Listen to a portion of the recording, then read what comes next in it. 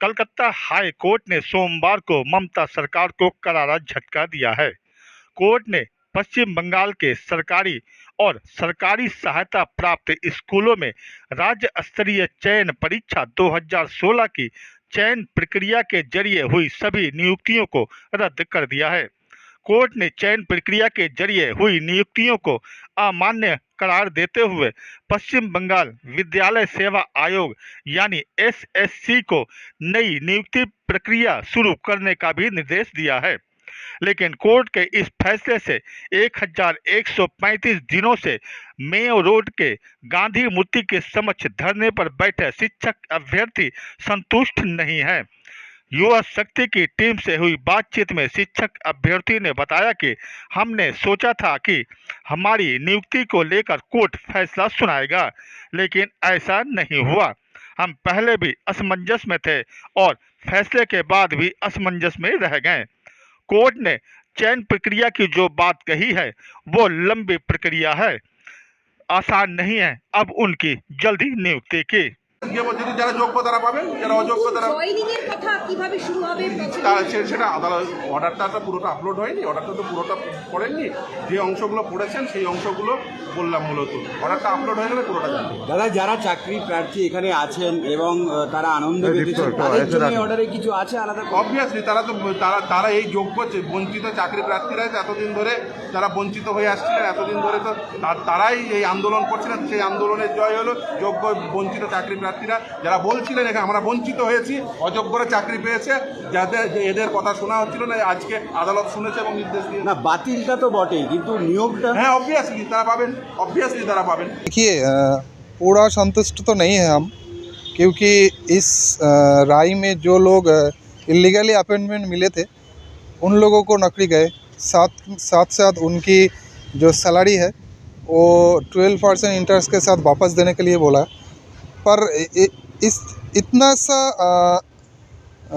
सज़ा से कुछ नहीं होगा। उन लोगों को जेल के अंदर डालना चाहिए ताकि आने वाले दिन में और कोई इस तरह की करप्शन करके एजुकेशन सेक्टर में इस तरह की करप्शन करके नौकरी ना मिले। और दूसरी तरफ ये भी हुआ कि जो योग्य जेन्युइन कैंडिडेट्स थे इतने दिनों तक 8 साल से इधर बैठे हैं हम, 8 साल हमारी ज़िंदगी से चला गया। उसके बाद हम सरकार गवर्नमेंट के पास गए, उसके साथ हम विचार व्यवस्था के पास गए, पर किसी भी जगह से हमें जो योग्य जेन्युइन कैंडिडेट्स है उनके लिए कुछ नहीं मिला। आज की जो राय है, हमने सोचा था कि इतने दिनों तक हम इस करप्शन के अगेंस्ट लड़ रहे, शायद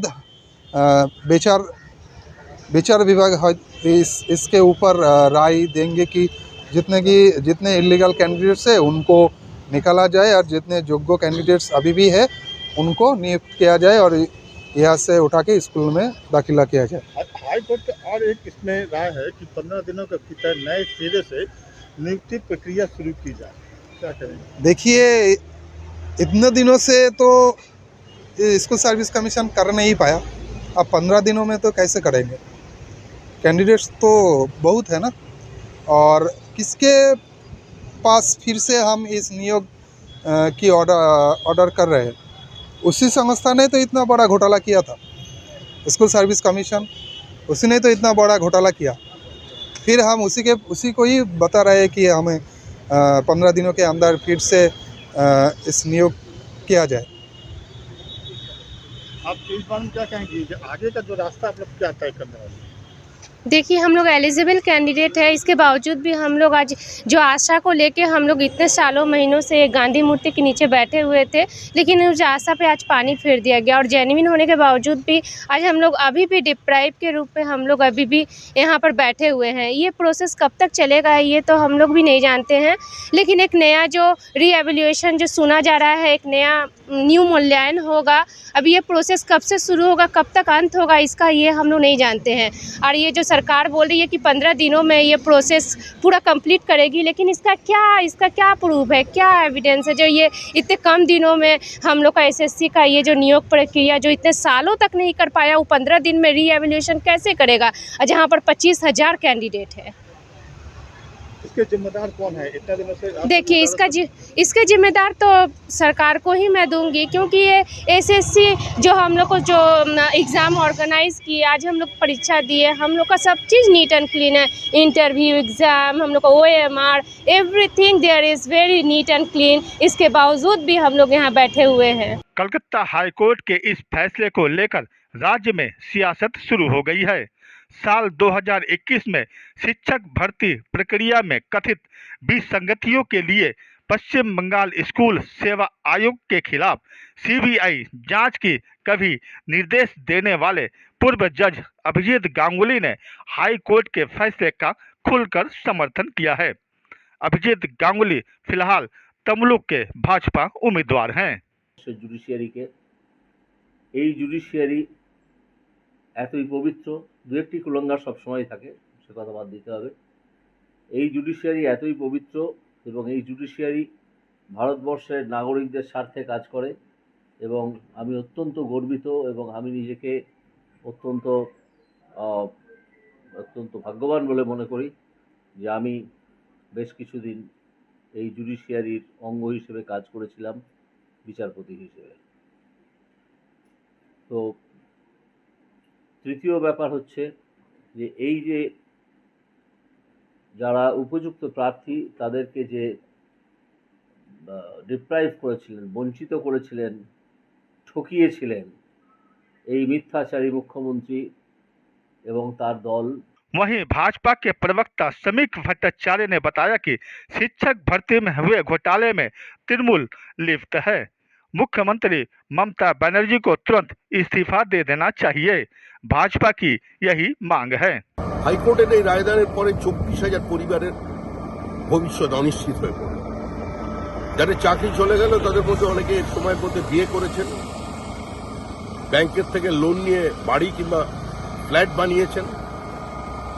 এখন সকলের সব শেষ। এই পরিস্থিতি তৈরির জন্য দায়ী হচ্ছে সম্পূর্ণভাবে তৃণমূল কংগ্রেস। এই দুর্নীতি পার্থ চট্টোপাধ্যায় বা তার সহযোগীদের দুর্নীতি নয়। ফিরহাদ হাকিম বলেছিলেন যদি ভুল হয়ে থাকে সেই ভুল আমাদের সকলের, কালেকটিভ রেসপন্সিবিলিটি, যৌথ দায়িত্বের কথা বলেছিলেন। এটা ক্যাবিনেটের দায়িত্ব। তাই এই অরাজক অবস্থা তৈরি করবার জন্য, মেধাকে প্রতারিত করবার জন্য, সমাজকে খোলা বাজার বানানোর জন্য এবং সর্বোপরি এই শিক্ষকের চাকরিকে আলু পটলের মতো বাজারে বিক্রি করার জন্য দায় নিয়ে আজকে মুখ্যমন্ত্রীর অবিলম্বে পদত্যাগ করা উচিত। এর পক্ষ থেকে সমস্ত অপরাধীদের দৃষ্টান্তমূলক শাস্তি চাইছি এবং এদের মধ্যে যদি প্রতারিত মেধার কেউ থাকেন যাদের এই রায়দানের কারণে চাকরি চলে যাচ্ছে, তাদের বিষয়টাও আদালতে দেখা দরকার এবং আমরা রাজ্যের মুখ্যমন্ত্রী শ্রীমতী মমতা বন্দ্যোপাধ্যায়কে এই সমস্ত ঘটনার দায় নিয়ে পদত্যাগ করবার দাবি জানাই। शिक्षक पदों पर नियुक्ति की मांग को लेकर 1135 दिनों से गांधी मूर्ति के समक्ष धरने पर बैठे शिक्षक अभ्यर्थियों का हौसला आज भी बुलंद है। अभ्यर्थियों में इस बात की नाराजगी है कि गांधी मूर्ति के बगल से हर दिन कई नेताओं और मंत्रियों की गाड़ियां गुजरती रहती है, लेकिन कोई उनकी सूध लेने वाला नहीं आता। यहाँ तक कि बुद्धिजीवी भी गुम हो गए हैं। युवा शक्ति के लिए लखन भारती की रिपोर्ट। अपने इलाके की खबरों को जानने के लिए युवा शक्ति चैनल को सब्सक्राइब करें।